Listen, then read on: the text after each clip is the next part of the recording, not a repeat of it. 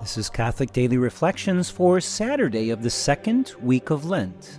Today's reflection is entitled, Consolation for the Repentant Sinner. Look, all these years I served you, and not once did I disobey your orders. Yet you never gave me even a young goat to feast on with my friends.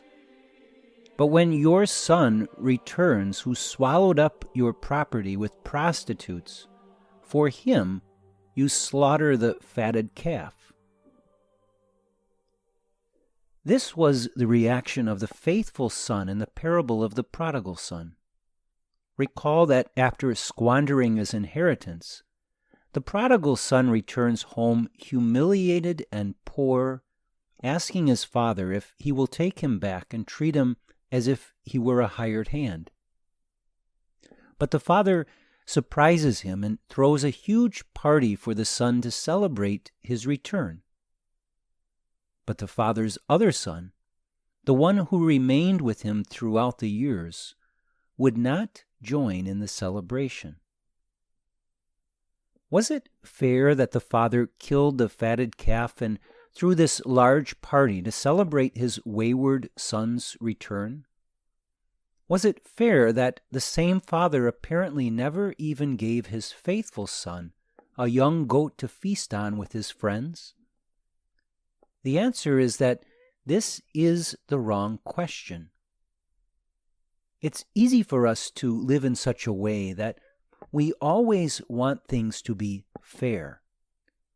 And when we perceive that another receives more than us, we can get angry and bitter.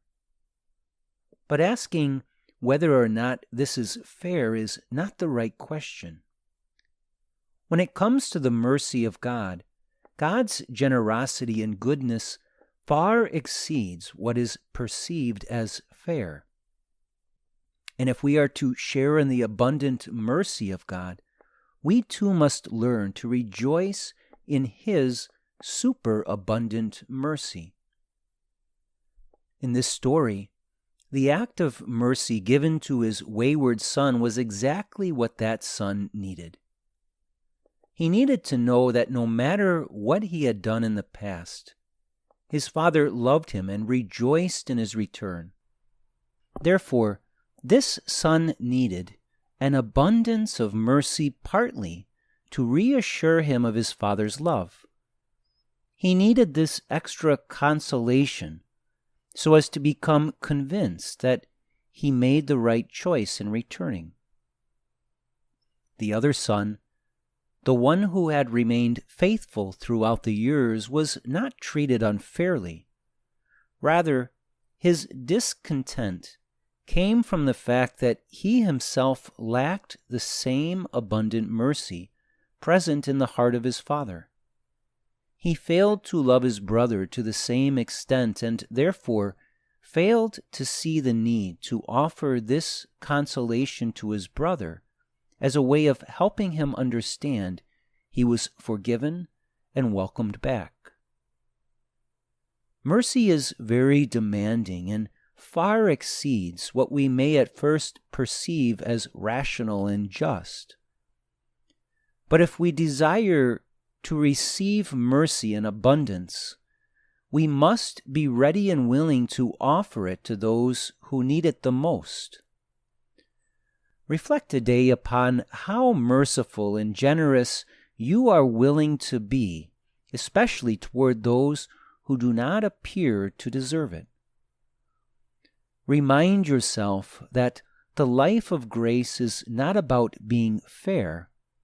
It's about being generous to a shocking extent. Commit yourself to this depth of generosity toward all, and look for ways that you can console another's heart with the mercy of God. If you do, that generous love will also bless your heart in abundance. Let us pray. My most generous Lord, you are compassionate beyond what I can fathom. Your mercy and goodness far exceed what any of us deserve. Help me to be eternally grateful for your goodness, and help me to offer that same depth of mercy to those in most need. Jesus, I trust in you.